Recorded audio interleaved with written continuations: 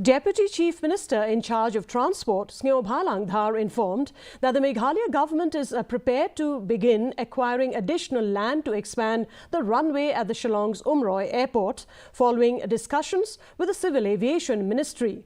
Dhar emphasized the government's commitment to advancing the airport to project and indicated that land acquisition will proceed once a final decision is made in an upcoming meeting with the ministry officials. The expansion aims to enhance the airport's capacity and infrastructure to support increased connectivity for the region.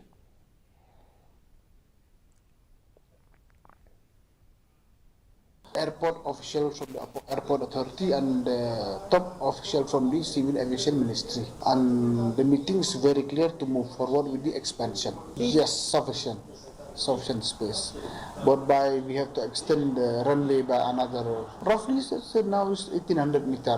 At least minimum it should be 2600 meter, and there is a space by acquiring another additional land this side towards this Umroi. That's why we are here to have a joint meeting with the state government and the Civil Aviation Ministry, and then we'll take a call finally.